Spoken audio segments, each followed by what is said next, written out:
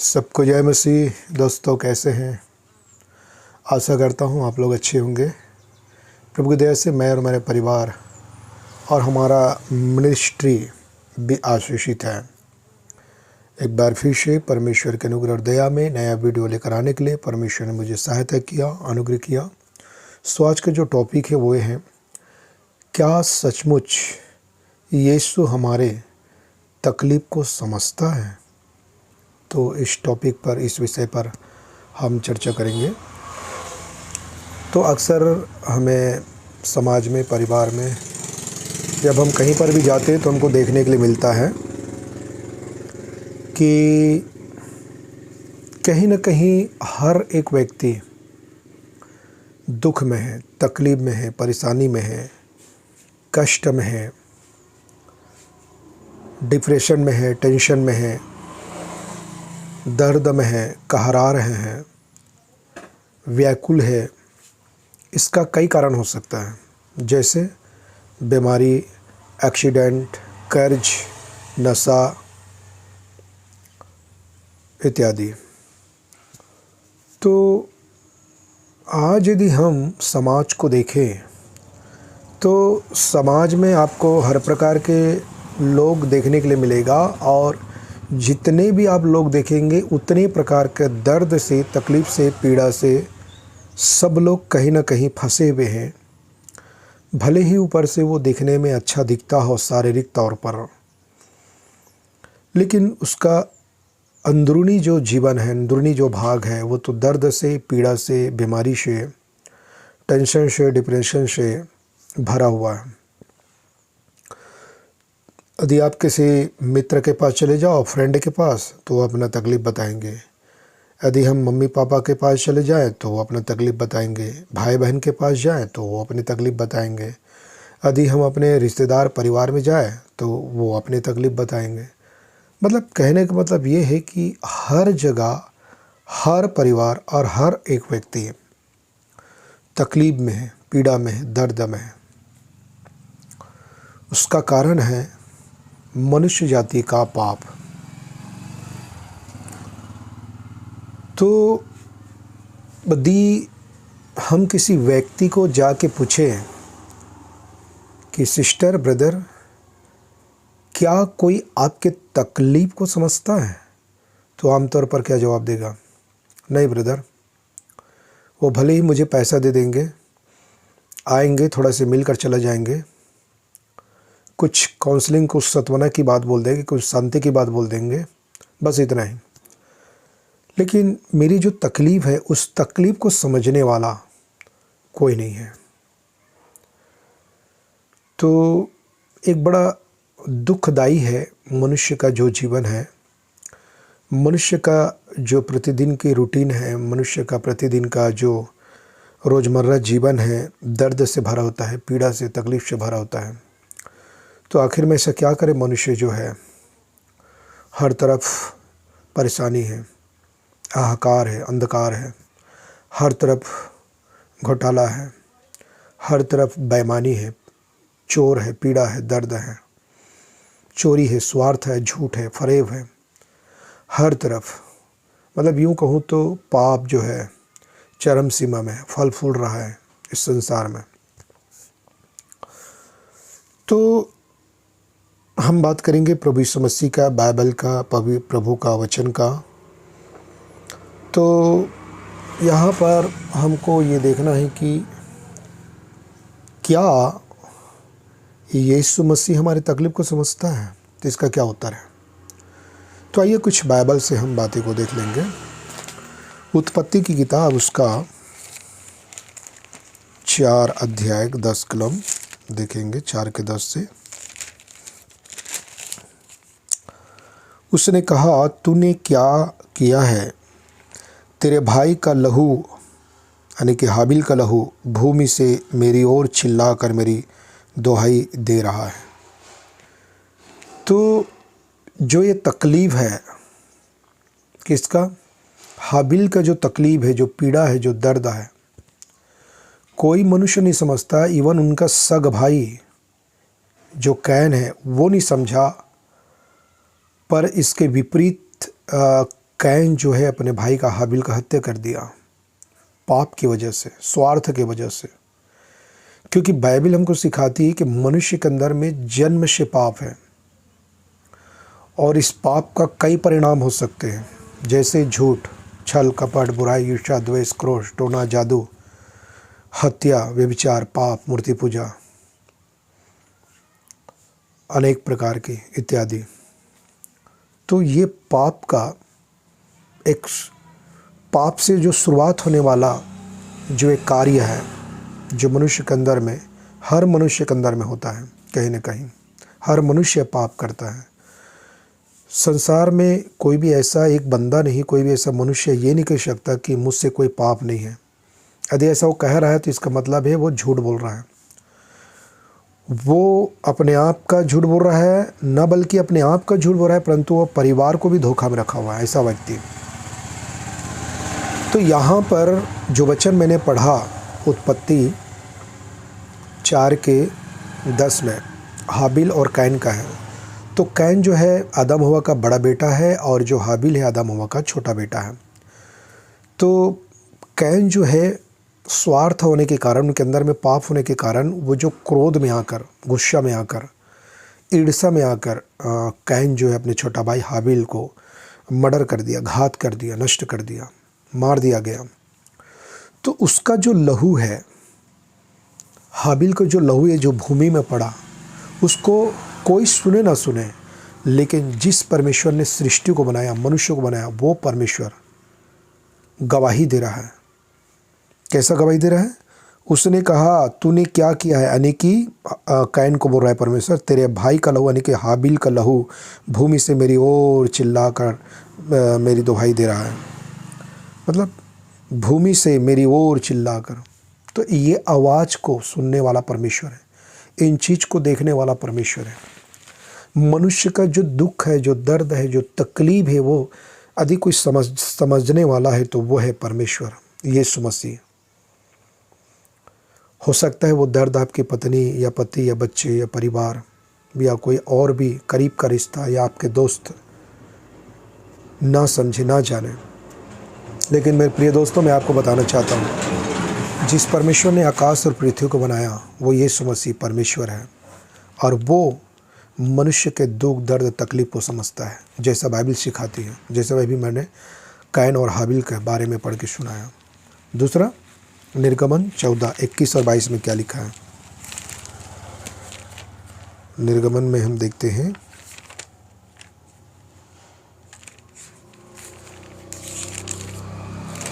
निर्गमन 14:21 और 22 में कुछ इस प्रकार कहता है, तब मूसा ने अपना हाथ समुद्र के ऊपर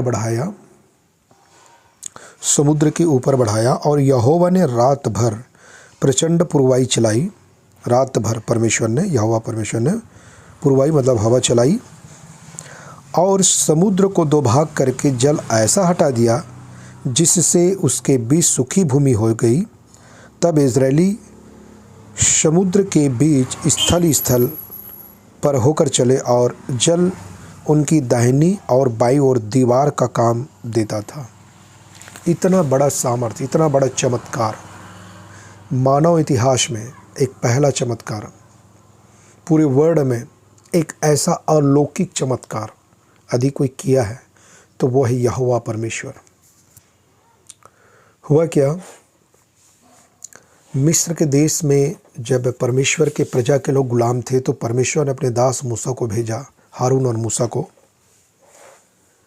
कि कहा कि मेरी जो प्रजा है वो दुहाई दे रहा है और मैं उनके दुख को, दर्द को, जो मेरे प्रजा के लोग हैं, इजरायली प्रजा, जो मिस्र के राजा और उनके अधिकारी कर्मचारी लोग जो उनके साथ जो अत्याचार कर रहे हैं, उनके साथ जो बेईमानी कर रहे हैं, उन पर जो जुल्म कर रहे हैं, खाने का, पीने का और कपड़ा का और भी बाकी चीज़ का, तो वो लोग जो दर्द में, पीड़ा में जो कहरा रहे थे, उनके तकलीफ़ को स्वर्ग का परमेश्वर यहोवा ने सुना और अपने दास मूसा और हारून को परमेश्वर ने भेजा मिस्र के देश में।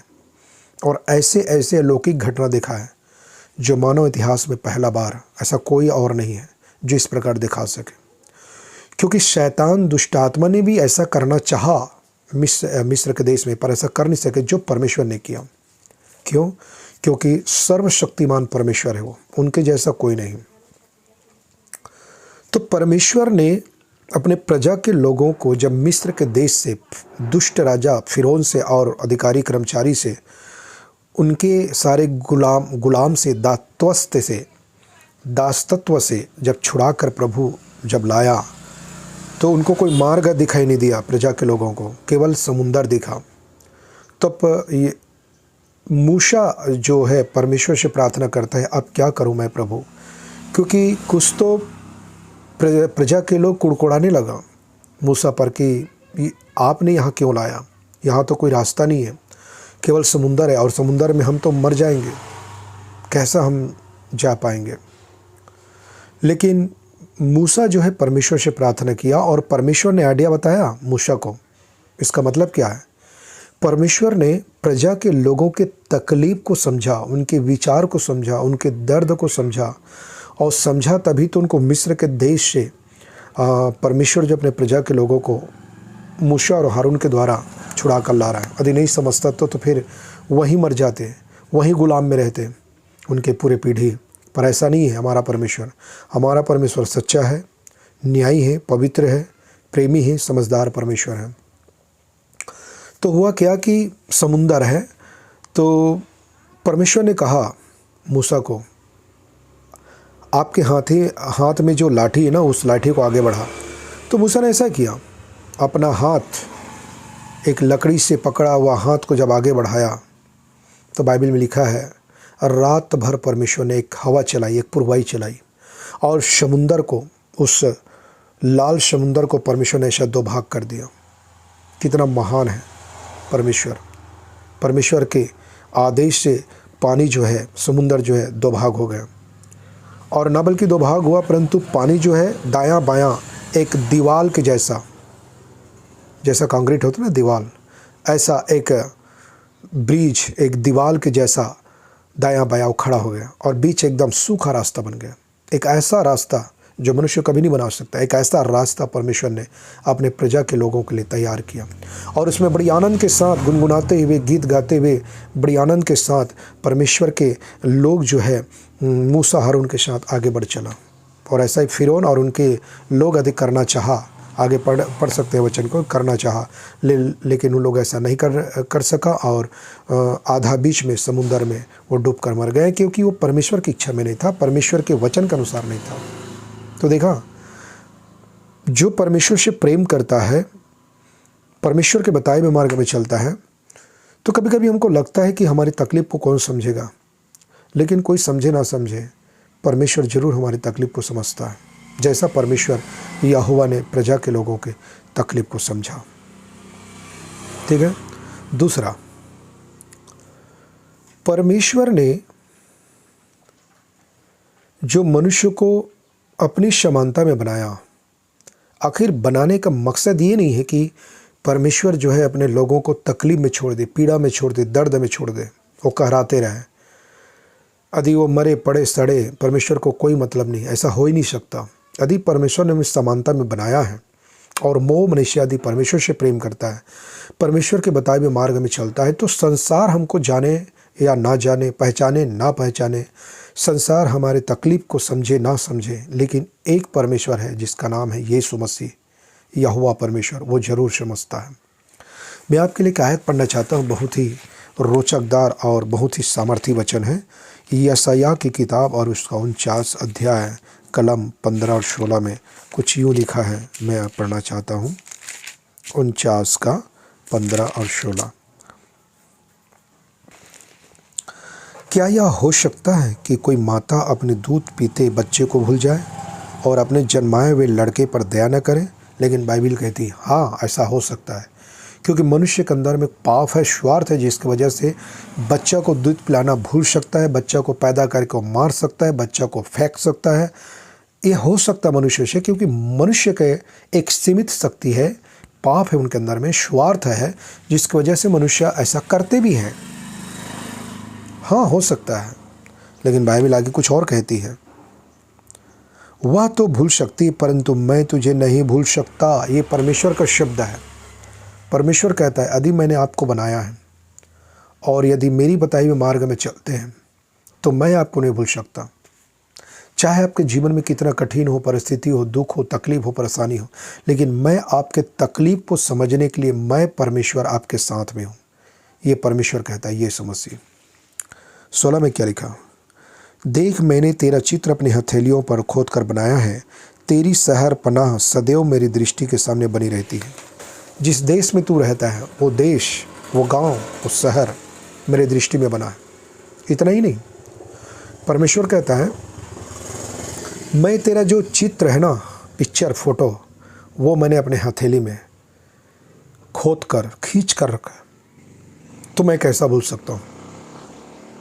यदि तू पानी में होकर जाए तुझे डुबो नहीं पाएगी, जैसे बाइबल सिखाती है। यदि आग में होकर जाए चले तू तो वो जला नहीं पाएगी। यदि तू हवा तूफान में होकर चले तो वो तुझे उड़ा नहीं पाएगी।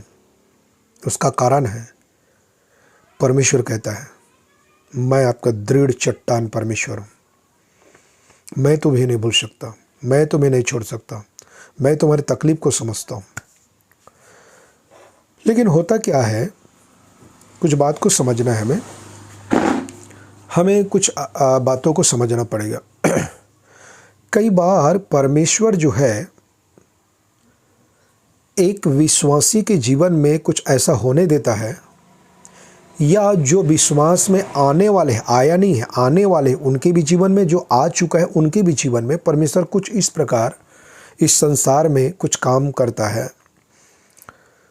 तो कुछ परेशानी जो हमारे जीवन में आता है, जैसे एक्सीडेंट हो गया, बीमारी हो गया, पैसा का अभाव, कपड़ा का अभाव, घर का अभाव, नौकरी ना लगना, बच्चे पढ़ लिख के बैठे नौकरी नहीं है, या बच्चों को पढ़ाने के लिए पैसा नहीं है, हमारे पास घर नहीं अच्छा से, या मोटरसाइकिल नहीं है, कार नहीं है, या हमारे पास अच्छा से बिजनेस नहीं है, हमारा परिवार अच्छे से नहीं चल पा रहा है, बिजली बिल के लिए पैसा नहीं है, मोबाइल के लिए पैसा नहीं है, इत्यादि। तो इस प्रकार की जो तकलीफ जो हम प्रतिदिन जो मनुष्य हैं हम उनको संघर्ष करते हैं इन प्रकार की चीज़ों से, क्योंकि रोज़मर्रा जीवन के लिए जितनी भी बातें मैंने बताई है आगे, वो सब चीज़ हमारे लिए जीवन के लिए, शारीरिक जीवन के लिए ज़रूरत है, ज़रूरी है इन सब को लिए। तो हम जो है इस प्रकार के उलझन में हम फंसे रहते हैं, इस प्रकार के सोच में हम फंसे रहते हैं कि हम क्या खाएंगे, क्या पिएंगे, हमारे पास घर नहीं है, बच्चों को कैसे पढ़ाएंगे। इस प्रकार की जो तनाव है, इस प्रकार की जो टेंशन है, डिप्रेशन है, दर्द है, पीड़ा है, तकलीफ है, वो तो मसीह में भी होता है और गैर मसीह में भी होता है। तो इस प्रकार होता है। लेकिन परमेश्वर जो है, जो बुद्धिमती परमेश्वर है, जो सृष्टि करता है, जो पवित्र परमेश्वर है, जो न्याय परमेश्वर है, बात को समझना है हमें। जो न्यायी परमेश्वर है वो क्या करता है, जो ग्रहण करने वाले हैं या ग्रहण कर चुका है उनके जीवन में कुछ इस प्रकार का एक माहौल या इस प्रकार का समय उनके जीवन में होने देता है ऐसा, ताकि वो संसार में जाके सही और गलत को पहचान सके। परमेश्वर हमको छोड़ देता है, जैसा परमेश्वर ने अपने पुत्र यीशु मसीह को क्रॉस पर सज़ा भुगतने के लिए छोड़ दिया था। और यीशु मसीह ने क्या बोला था? हे परमेश्वर, तूने मुझे क्यों छोड़ दिया? तो परमेश्वर की इच्छा था कि अपने पुत्र यीशु मसीह को कुछ समय के लिए उनको ऐसा छोड़े, ताकि यीशु मसीह सारी मानव जाति के पाप का दंड का स्वाद चखे, वो भुगतान करे सभी पापों का, दंड का। तो वो यीशु मसीह वो सह रहा था, वो झेल रहा था, वो दर्द को, तकलीफ को वो सह रहा था, अनुभव कर रहा था यीशु मसीह। कहाँ पर? क्रॉस में। ठीक वैसा ही परमेश्वर जो है हमको इस संसार में छोड़ देता है इन परिस्थितियों में, रोटी, कपड़ा, मकान, घर, नौकरी, पैसा, इन तकलीफ, पीड़ा, दर्द। तो इस प्रकार के माहौल में हमको परमेश्वर ले जाता है, जानबूझकर होने देता है। लेकिन इसका मतलब ये नहीं कि परमेश्वर हमको छोड़कर चला गया है, नहीं, परमेश्वर हमारे साथ रहता है। हम कैसे जाने कि परमेश्वर हमारे साथ रहता है? उसके लिए सबसे बड़ा जो आसान तरीका है वे है केवल बाइबल। ये बाइबल में जो व्यक्ति बना रहता है या आगे बढ़ता है बाइबल में, या बाइबल स्टडी करता है अच्छी रीति से, बारीकी से, ध्यानपूर्वक, प्रार्थना पूर्वक जो वचन में बढ़ता है, वचन पढ़ता है, तो उनका जो प्रार्थना है वो प्रभावशाली तो होता ही है, लेकिन उसका विश्वास भी इतना गहरा होता है, इतना जड़ पकड़ता है, चाहे उनके जीवन में कितनी भी परिस्थिति आने दीजिए, कुछ होने वाला नहीं है। क्यों? क्योंकि उस भाई या बहन जो मसीह भाई बहन है, उनका जो विश्वास इतना मजबूत होता है, इतना सख्त होता है, इतना कड़ा होता है, चट्टान जैसा, पत्थर जैसा, कि उनको कोई हिला नहीं पाएगा, जैसा यीशु मसीह हमारा चट्टान है। तो परमेश्वर ने हमको ऐसा माहौल बनाता है वो, ताकि हम इस संसार में परमेश्वर की ओर से एक योद्धा बने। और जब योद्धा बन जाते हैं, तब परमेश्वर हमारे जीवन के द्वारा युद्ध करता है। किससे? शैतान से, दुष्ट आत्मा से, परिस्थिति से। हमको उस लेवल में, उन तक पहुंचाता है, उस टाइप का, उस योजना में परमेश्वर हमको ले जाता है, उस टाइप का हमको बनाता है, ताकि हम कभी भी जब हमारे जीवन में इस प्रकार की परेशानी हो, तकलीफ हो, तब हम न कुड़कुड़ाने के बजाय, भगने के बजाय, किसी के सहारा लेने के बजाय, पैसा का सहारा, मंत्री का सहारा, परिवार का सहारा करने के बजाय, हमारा जो भरोसा है ना, हमारा जो दृढ़ता है, वो वचन पर हो, यीशु मसीह पर हो, मजबूत हो। इसीलिए परमेश्वर हमको छोड़ देता है जानबूझकर, ताकि हम एक योद्धा बने, मजबूत हो जाए मसीह में। इसका मतलब ये नहीं कि परमेश्वर हमको छोड़ देता है, परमेश्वर हमारे साथ रहता है, परमेश्वर का अनुग्रह हम पर रहता है, परमेश्वर की दया हम पर रहता है, और समय समय में परमेश्वर हमको जो चाहिए वो हमको देता रहता है, तभी तो हम जीवित हैं और दुनिया जीवित है। यदि वो बंद कर दे तो मसीह और गैर मसीह कैसे जी पाएंगे? तो ये सोचना गलत है।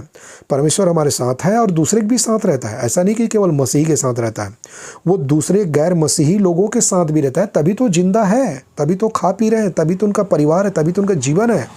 भले वो प्रभु को ना माने, भले उनका रास्ता अलग हो, लेकिन फिर भी प्रभु उनके साथ में है। तो परमेश्वर एक के लिए नहीं है, परमेश्वर तो सबके लिए है। तो यहाँ पर प्रभु क्या कहता है? देख, मैं अपने हथेली में तेरा चित्र खोद कर रखा हूँ, पिक्चर। तो मैं कैसा भूल सकता हूँ आपको? इसलिए परमेश्वर के वचन में बढ़ना या परमेश्वर को समझना बहुत ज़रूरी होता है।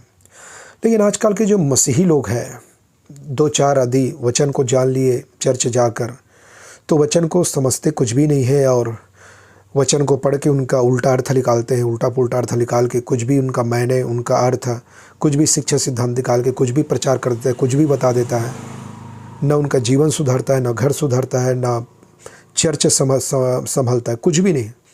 आजकल चर्चेस हमारे देश में हम देख सकते हैं, इस प्रकार की जो चर्चेस है वो 75% है। लेकिन मैं आपको बताना चाहता हूँ, ये सब बाइबल की शिक्षा नहीं है, गलत शिक्षा है, बाइबल से बाहर के चीज़ें हैं सब चीज़।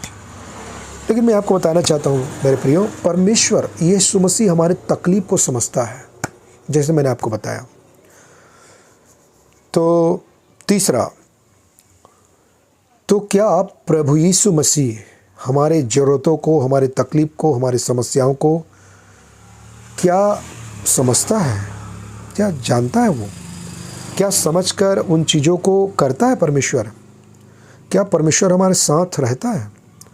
क्या यीशु मसीह जो हमारे तकलीफ को समझ के क्या उस टाइप का काम करता है जो परमेश्वर की इच्छा में हो, जो हमारे जीवन के लिए आशीष और उन्नति का कारण हो? हाँ, करता है। आइए देखते हैं प्रभु के वचन में। हम पढ़ेंगे लूका 11 से। लूका 11 में क्या लिखा है, जरा पढ़ते हैं। लूका 11 और हम पढ़ेंगे 14 से 16 तक। तो उसमें ऐसा लिखा है, फिर उसने गूंगी आत्मा को निकाला। जब दुष्ट आत्मा निकल गई तो गूंगा बोलने लगा और लोगों को अचंभा हुआ। 15, परंतु उनमें से कुछ ने कहा, यह तो बाल जबुल नामक दुष्ट आत्माओं के प्रधान की सहायता से दुष्ट आत्माओं को निकालता है। 16, औरों ने उसकी परीक्षा करने के लिए उससे आकाश का एक चिन्ह मांगा। तो यहाँ पर क्या हो गई बात? यहाँ पर जब एक गूंगी आत्मा को परमेश्वर ने उस व्यक्ति के तकलीफ को समझा, क्योंकि यहाँ पर परमेश्वर के वचन में जब हम देखें परमेश्वर के वचन को, तो क्या लिखा है? फिर उसने गूंगी आत्मा को निकाला, जब दुष्ट आत्मा निकल गई तो बोलने लगा। तो यहाँ पर बाइबल में कुछ लोग ऐसा दावा करते हैं, देखिए आप विश्वास करेंगे ना तभी यीशु मसीह चंगा करेगा, आप विश्वास नहीं करेंगे तो कैसे प्रभु चंगा करेगा? लेकिन ये गलत शिक्षा है। मैं आपको बाइबल में कई ऐसे आयतें दिखाऊंगा, जो लोग विश्वास करते थे वो भी और जो नहीं करते थे वो भी, यीशु अपने अनुग्रह और दया में सबको चंगाई देते थे। जैसा यहाँ पर दिया, एक गूंगी आत्मा को परमेश्वर ने अपनी अनुग्रह और दया में उनको चंगाई दे दिया और वो बोलने लगा। लेकिन परमेश्वर ने तो उनके तकलीफ को समझा ना, उनकी ज़रूरत है जो जीवन के लिए वो तो समझा ना, उनकी पीड़ा को समझा, दर्द को समझा। लेकिन जब प्रभु ने चंगा कर दिया तो बाइबल कहती है कि लोगों को बड़ा अचंभा हुआ, अद्भुत लगा, अलौकिक, क्योंकि ऐसी घटना कभी हुई नहीं थी मानव जाति में, मानव इतिहास में। तो प्रभु ने तो चंगा कर दिया, उनकी तकलीफ को समझकर परमेश्वर ने चंगा कर दिया।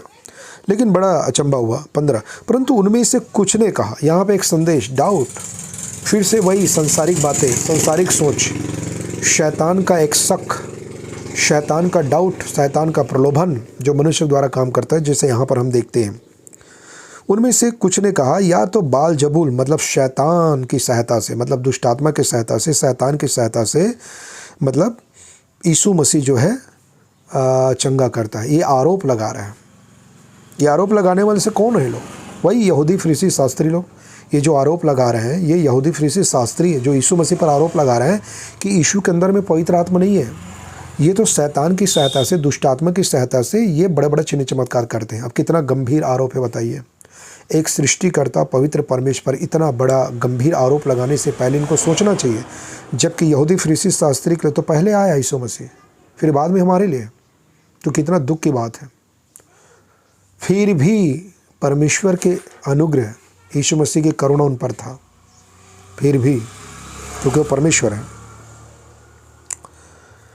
16 लिखा है, औरों ने उसकी परीक्षा करने के लिए उसके लिए उससे आकाश का चिन्ह मांगा। मतलब एक चिन्ह से इतना बड़ा चमत्कार किया, उनसे इनको समझ में नहीं आई, उनसे इनको मतलब नहीं है, ये कुछ और ही चिन्ह मांग रहा है। तो मैं आपको बताना चाहता हूँ, मनुष्य पापी है, स्वार्थ है, कितना भी चंगाई दे दे, कितना भी चिन्ह दिखाए, मनुष्य का मन भरता नहीं है, मनुष्य के हृदय भरता नहीं है, क्योंकि वो पापी है।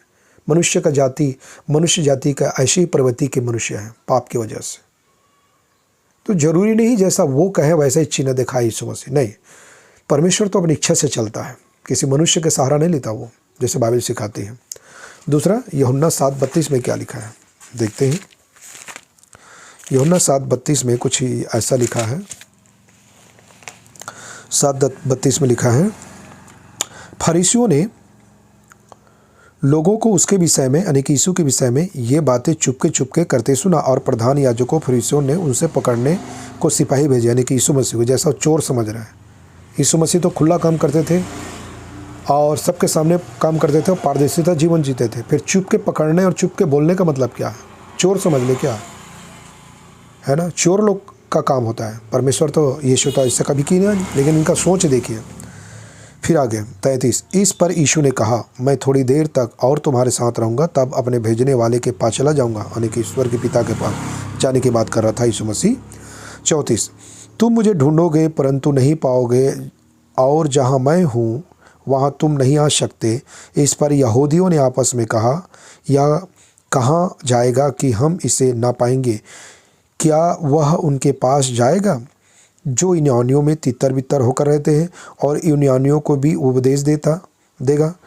यह क्या बात है जो उसने कही कि तुम मुझे ढूंढोगे परंतु ना पाओगे, और जहाँ मैं हूँ वहाँ तुम नहीं आ सकते। तो यहाँ पर एक प्रकार से यीशु मसीह तो अपने मरने की जो बातें हैं वो भविष्यवाणी के रूप में यहूदियों को बता रहा था कि मैं मानव जाति के पाप के लिए मारा जाऊंगा, गाड़ा जाऊंगा, तीसरे दिन जी उठूंगा, इस बात को बोल रहा था। लेकिन यहूदी फरीसी शास्त्री कहाँ समझे, वो तो आसमान में जूते कर रहे हैं, आसमान में जूत रहे हो तो अपने बातों से। उनका सोच, उनका विश्वास, उनका आस्था तो संसारिक, शारीरिक है, दिखावा है, पाखंड, अंधविश्वास है। तो यीशु मसीह की बातों पर इनका मन कहाँ लगेगा, क्योंकि उनको तो शारीरिक जीवन चाहिए, शारीरिक मन चाहिए। तो भी परमेश्वर की करुणा उन पर है। परमेश्वर यीशु मसीह यहूदी फरीसी शास्त्री का तकलीफ को समझता है, लेकिन ये लोग अपना जीवन यीशु को देना नहीं चाहते। इनको अभी भी ठग लग रहा है, झूठ लग रहा है, जबकि यीशु मसीह ने ऐसे कई चमत्कार दिखाए, पुराने नियम से, नए नियम से समझाया, बताया, सिखाया, इतना बड़ा बड़ा चमत्कार किए। उनमें से जो व्यवस्था की रीति के अनुसार जो कोढ़ी होते थे, एक बड़ा बीमारी, गंभीर बीमारी होते थे, अशुद्ध होते थे, लेकिन उस कोढ़ी को भी चंगा किया ताकि फरीसी शास्त्री जाने कि मैं मसीहा हूँ। उसके बाद भी उन लोग अपना मसीहा को ना जान पाए, ना स्वीकार कर पाए। तो इतना हठीला उनका मन था, जबकि यीशु मसीह ने कई ऐसे समय और मौका दिया उन लोगों को, लेकिन वो लोग गंवा दिया। कुछ आते और हैं जो हम देख लेंगे। मरकुस 14:1-2 में क्या लिखा है देखते हैं। मरकुस 14:1-2 में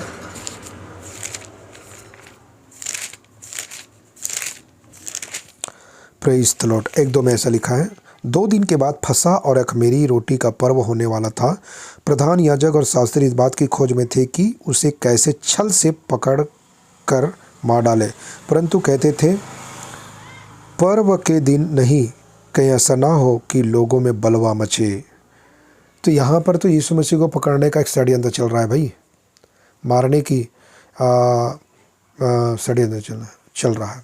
लेकिन मैं आपको बताना चाहता हूँ, यीशु मसीह मनुष्य जाति के तकलीफ को समझता है, इसीलिए वो क्रॉस पर जाने वाले हैं यीशु मसीह। और मनुष्य जाति को तकलीफ को समझने की वजह से, जो पाप की वजह से नरक जाने वाले, शैतान के जाल में जाने वाले, यीशु मसीह एक प्लान और योजना के साथ क्रॉस पर जा रहे हैं अनंत काल के जीवन देने के लिए मनुष्य जाति को। ये तकलीफ को समझा मनुष्य का, तभी तो यीशु मसीह ऐसा कर रहा है। लेकिन मनुष्य है जो पापी है, कहाँ समझे परमेश्वर की बातों को, मुश्किल है। तो मेरे प्रियो, मैं आपको बताना चाहता हूँ, परमेश्वर के ऐसे कई आयतें हैं जो बाइबल के वचन में लिखा है कि परमेश्वर जो है हमारे तकलीफ को समझता है, दर्द को समझता है, परेशानी को समझता है। एक आयत और मैं बताना चाहता हूँ। पहला कुरिन्थी की किताब, उसका 10 अध्याय और 10:12 में ऐसा लिखा है, इसलिए जो समझता है कि मैं स्थिर हूँ व चौकस रहे कहीं गिर न पड़े। तुम किसी ऐसी परीक्षा में नहीं पड़े जो मनुष्य के सहने से बाहर है। परमेश्वर सच्चा है, यीशु सच्चा है, और वह तुम्हें सामर्थ्य से बाहर परीक्षा में ना पड़ने देगा, वरन परीक्षा के साथ निकाज भी करेगा कि तुम सह सको। यहाँ पर समझने वाली बात है। एक विश्वासी के लिए कहता है, यदि कोई कहता है कि मेरा विश्वास यीशु मसीह में है, लेकिन परमेश्वर तो हमारा जीवन जानता है ना, हम कहाँ पर गिरेंगे, कहाँ पर उठेंगे। कई बार हमारे जीवन में अवसर मिलता है, कई बार ऐसा समय आता है कि हम पाप में गिर जाते हैं, या कुछ ऐसे कारण के वजह से, दर्द के वजह से, पीड़ा की वजह से, कर्ज की वजह से, बीमारी की वजह से, तकलीफ की वजह से गिर जाते हैं। लेकिन परमेश्वर हमको उठाता है, हमारी तकलीफ को समझता है, हमको सामर्थ्य देता है, शक्ति देता है, हमें उठाता है, हमें प्यार करता है, क्योंकि वो हमारा तकलीफ समझता है। मेरे प्रियो, तो मैं आपको बताना चाहता हूँ, हाँ, सचमुच यीशु मसीह हमारे तकलीफ को समझता है। तो मेरे प्रियो, आज का वीडियो बस यहीं तक। सबको जय मसीह, गॉड ब्लेस यू, प्रभु सबको आशीष करे, आमीन।